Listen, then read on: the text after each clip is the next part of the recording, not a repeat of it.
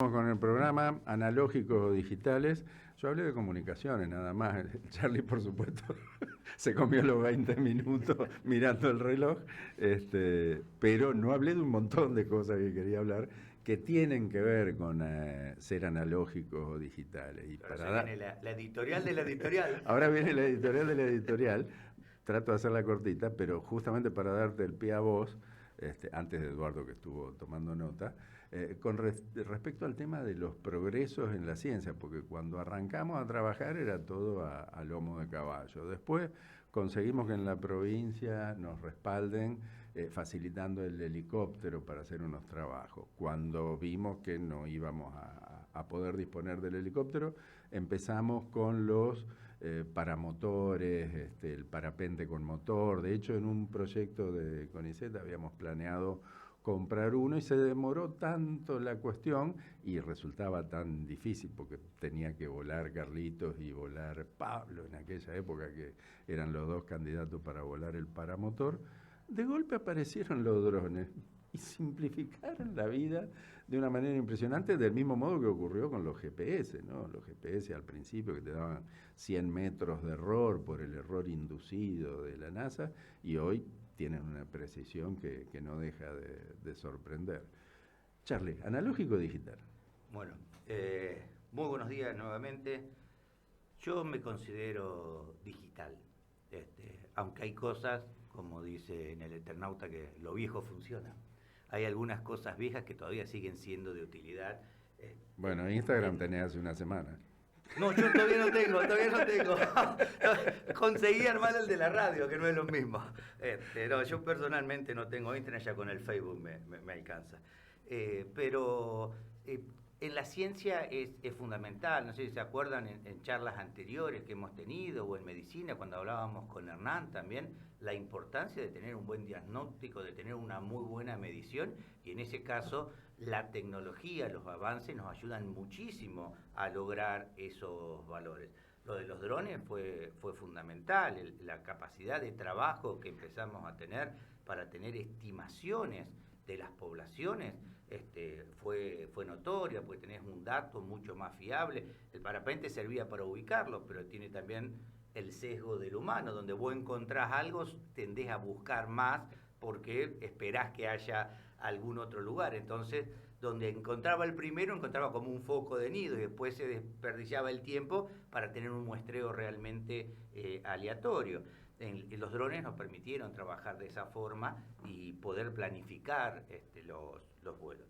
Pero primero, o comentando en esto, en función de la charla, justo anoche nos juntamos con compañeros del colegio, ¿no? Clase 70, así que ya todos para entre 54 y 55. Y en un momento de la charla, justo empezamos a hablar de esto. De hecho, me acaba de mandar un mensaje el doctor Julián Donet, diciendo, justo lo que charlamos anoche, vos le diste letra. Digo, no, fue que salió, ya estaba planificado hablar de tecnología, pero anoche hablábamos de esta cuestión que a todos nos tocó estudiar fuera de nuestra ciudad o salir, y salíamos, contaba Gustavo, yo salía a las 9 de la mañana el sábado, me iba al tenis y volvía a las 9 de la noche, y con suerte a veces pedía el teléfono en el club para hablar que llegué, y eso era todo. Ahora yo veo en casa mandando mensajitos, o Alejandra consultando dónde están, cómo están. Sí, lo leyó hace 8 minutos y sí, no contestó. Y no contestó, y ya te genera ansiedad, ¿no?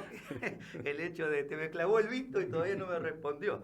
¿Cómo viene trabajando? Y una de las cosas que mencionaba, más allá de que yo recuerdo haber pedido comunicaciones larga distancia, sí, a mi tía Córdoba, por ejemplo, para hablar en aquel entonces, mi tía de Paraná vivía en Santa Fe, así que no tenía que pedir tanto, pero para Córdoba, me acuerdo que teníamos que llamar a la operadora y esperar que te den un turno, ni hablar cuando por ahí mi viejo quería hablarle a los primos a España, que eso ya era pedir medio con almanaque, cómo fue cambiando. Y hace unos años, justo también lo contaba anoche, los chicos, mis hijos, una vez nos juntamos a comer en la casa de Banshee, que estaba el Diablo y otros más, y ellos tenían un teléfono viejo de adorno.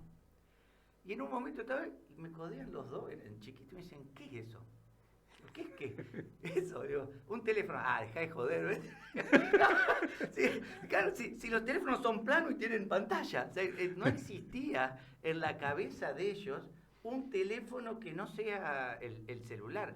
Cómo la tecnología nos va cambiando. Y yo creo que a nosotros, en lo que estamos entre los 50, 70, nos tocó un montón de cambios tecnológicos y a una velocidad que, como decías vos, nos fueron cambiando cuando... Está el chiste ese que dice cuando me aprendí todas las respuestas, me cambiaron las preguntas. Bueno, nos fueron cambiando siempre la cancha con las cosas que íbamos atendiendo. La vez pasada veía un video con el teléfono de ruedita que se lo daban a unos chicos y que empezaban a apretar adentro de la rueda. Y también mencionamos una cuestión que nos tocó a los que estudiamos afuera, cómo pasaba la información de cuando había un teléfono pinchado. Porque los teléfonos públicos, el teléfono pinchado no es como ahora de la CIDE que te investiga, sino que el teléfono... que no hacía falta ponerle la ficha. Que no hacía falta ponerle la moneda. Y bueno, ya había fila y todo, hablábamos horas de los teléfonos, eso. Así que bueno, y cuando hablamos de teléfono público, nunca me voy a dejar de olvidar de aquella vez que me dejaron en Sudáfrica o en Zimbabue. Fue muy divertido para nosotros. Para ustedes, en una protesta racial, y yo sentadito estaba en la cabina, solo llenó la plaza de gente con el tumulto y yo escondido adentro de la cabinita. Y bueno, éramos 7, yo tenía a mi cargo 6 vidas. Elegí 5 y dejé 1. El mal menor. Así que bueno, tenemos un montón de estas cuestiones. Sin duda. Pero la tecnología en ciencia nos ayuda mucho y nos permite determinar cosas que antes no podíamos ver, que podíamos imaginar. Y bueno, y ahí va el envase, ¿no? De la ciencia, el conocimiento, que después se transforma en tecnología que nos permite seguir avanzando. El corresponsal de Piamonte, a ver qué va a contar. Después volvemos a las postas, si me acuerdo. Yo un poco y un poco. Bastante tecnológico en algunas cosas, pero también trato de mantener otras tecnologías tradicionales. Como decían ustedes recién, en cuanto al trabajo, la utilidad es notable. A mí me apasionó especialmente cuando empezamos a ver desde arriba con las imágenes satelitales, allá por los 80, cuando aparecían en falso color compuesto. Todo lo que significaba eso. Antes hacíamos un mapa a partir de las fotos aéreas y tener todo eso fue Tengo notable. fotos aéreas todavía de la estancia del Lucero. Exactamente. Esa que se sacaban con aviones desde arriba. Sí. Desde fotogrametría y después se hacían los mapas. Los primeros mapas de las áreas de reservas de uso múltiple se hicieron todas de esa manera. Entonces me manejo bastante con la tecnología. Me gusta las planillas de cálculo, las bases de datos relacionales. Eso para mí fue maravilloso. No, en Sunchales no estábamos mal porque había una empresa muy poderosa, entonces accedimos al telediscado nacional mucho antes que otras localidades grandes, incluso que la capital del departamento. Era importante. Pero lo que decían recién, los de las generaciones como Alejandro o algunas alrededor, creo también. que tuvimos, yo por supuesto, tuvimos mucha suerte en esa transición. Quiero decir nosotros y no Carlitos. Creo que es una suerte esa transición, porque habiendo conocido aquellas tecnologías tradicionales y poder adaptarnos a esta, se valora tanto aquello como esto, que quizá los que solamente están en la era digital no lo valoran. Por ejemplo, en auto, toda la tecnología que tiene un vehículo es apasionante, pero uno también recuerda que podemos manejar un Forá, un Forte, las camionetas que teníamos se rompían los sincronizadores, hacíamos doble embrague, cambiábamos... Se rompían y la arreglabas, o sea, hoy se te rompe algo en el auto, te bajás y llamás a alguien que te venga a buscar. Exacto, en eso ha cambiado mucho y se puede disfrutar de las dos cosas. Pero quería lo de las postas y las comunicaciones. La posta de Yatasto, justamente. Bueno, no en esa, pero el jueves pasado estuve en la posta de Santa Cruz. Ajá. En el Camino Real es una serie de postas que van desde Córdoba mismo, desde Jesús María, hasta la última que es la de las Piedritas o allá, bien arriba. Y sucedieron hechos históricos importantes, como el lugar donde fue asesinado o muerto Pancho Ramírez, donde se capturó a Liniers, y la de Santa Cruz es una que está muy cerca de Ojo de Agua, que es la última donde durmió Facundo Quiroga antes del asesinato en Barranca Yaco. Y bueno, justamente haciendo la visita, cómo funcionaba ese sistema, y me pareció muy interesante, cosas que yo no sabía, que por ejemplo había varias modalidades según si iban en carruaje o si iban a la ligera, como se dice, a caballo. Y la posta era el servicio de recambio completo de caballo, no es que descansaban la persona y el caballo, sino que el cambio era completo.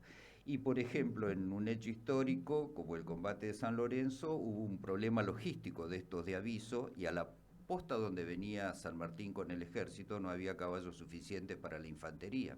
Y por eso llegó solamente al combate de San Lorenzo con la caballería y sin médico. Y eso tuvo incidencia, por ejemplo, en la muerte del capitán Bermúdez, que no fue asistido porque el médico era Cosme Argerich, por ejemplo, y no estaba en eso. Bueno, no sé si tiene muchas...